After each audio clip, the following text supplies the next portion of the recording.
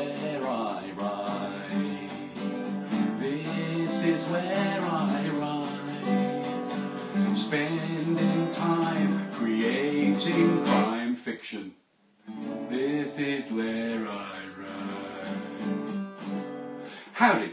Welcome to Where I Write, hashtag Where I Write. If you're watching this live, hurrah, who knows what might happen. If you're watching this on catch-up, please don't call in. Your vote won't be counted, but you may still be charged. Obviously there's nothing to phone in for and no phone number. I've just always wanted to say that. So, hashtag Where I Write. This is Where I Write, and the first thing to say is the good news. I'm dressed, which is very good news for all of you watching. Please take my word for that. But I'm also giving away a bit of a writer's secret there, in that most of us don't get dressed for the whole day and quite often spend an awful lot of time in a dressing gown and gym jams. And why not? We're writing, we're not going out. It all tends to work like a charm until around tea time and somebody delivers a parcel, or one of your children brings a friend home from school and you answer the door in a kind of flappy dressing gown and it's really not good and people think you're a work-shy fop or you have issues. But I am dressed, which is great, and this is Where I Write, or where I look out the window, which is what goes on most of the time. And looking out the window today, it's very nice to have a little look out the window. I should go and put this guitar away. So this is the view out of the window. Very nice view today. Also, it's a very distracting view. It's a very distracting view, which is why most of the time I prefer to write at night, because I'm not looking out at kind of squirrels and birdies in the garden and that kind of thing. Also, there is a rude word. I need to draw your attention to the rude word there. But it's a rude word in bunting. So I don't think it's rude, I think it's whimsical. There will probably still be complaints. Dear Mr. Billingham, I object most strongly to your gratuitous display of the word tits, and more particularly your objectionable use of bunting.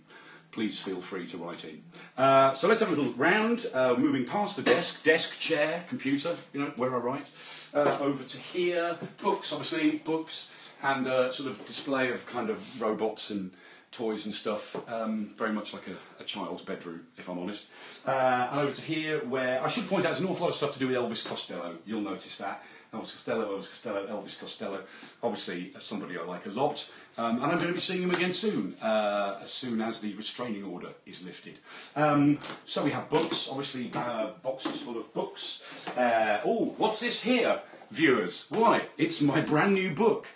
Coming out a week on Thursday. This is Time of Death, and I think contractually I have to read from this book, but we haven't got much time, so I'm just going to read from the back of the book. 2 schoolgirls are abducted in the small, dying Warwickshire town of Polsford, driving a knife into the heart of the community where police officer Helen Weeks grew up. This is a place full of secrets where dangerous truths lie buried. When it's splashed all over the press that family man Stephen Bates has been arrested, Helen and her partner Tom Thorne head to the flooded town to support Bates's wife, an old school friend of Helen's, who is convinced of her husband's innocence. As locals and media bay for Bates's blood, a decomposing body is found. The police believe they have their murderer, but one man believes otherwise. With the girl still missing, Thorne is on a collision course with police, townsfolk, and a merciless killer. I'd buy that. So that's Time of Death, that's coming out soon. What else is here? Oh look, something else I always wanted to say, my new album. Well, not my new album, this is an album called The Other Half, which is the album of a show that I've done in collaboration with the fabulous Americana band My Darling Clementine. The album comes out in a couple of weeks and we're touring it up and down the country to a venue near you. So check out my website, you can find all about it on there. This is kind of a whiteboard which normally has sort of ideas for, you know, new plots, all sorts of clever stuff, but I've got rid of that in case you were tempted to steal it or laugh at it, and instead it's just a few important notes to myself. Here we have the door to the office, fully functioning door, nice solid bit of wood there, permitting easy exit and entry, like so. That's me coming into my office on a typical day. I suppose I need to get this stuff out of the way early on. This is Foxy the Fox. Up there, here he is, and there's Hairy the Hare. Yes, they're stuffed animals, don't judge me. I didn't kill them, I didn't stuff them, I just kind of quite like them. I know, I don't think it's weird, I think it's interesting.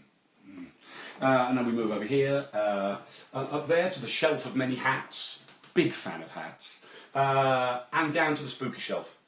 Down to the spooky shelf. Yes, dolls' heads and skulls. I know, again, all a little bit spooky. There's Woody the stuffed woodpecker there.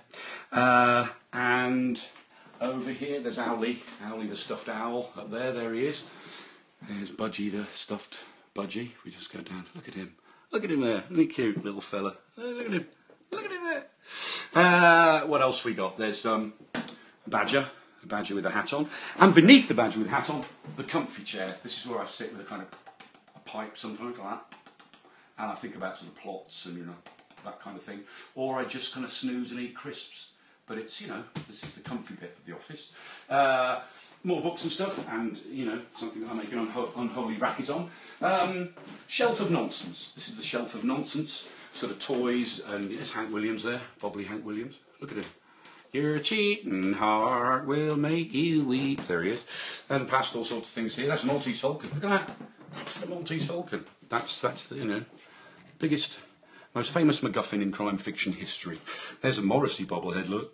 I would go out tonight, but I haven't got a stitch to wear. And then the little shelf of cultural icons over here. You know, Edgar Allan Poe and Sherlock Holmes and Johnny Cash and Dick Dastardly and Anchorman and Walter White and Bender, Wile E. Coyote and Kenneth Williams from Carry On Cleo. Infamy, infamy, they've all got it infamy. Was there ever a better line written? And I suppose back to... and there's the stuffed puffin. Now, he hasn't got a name.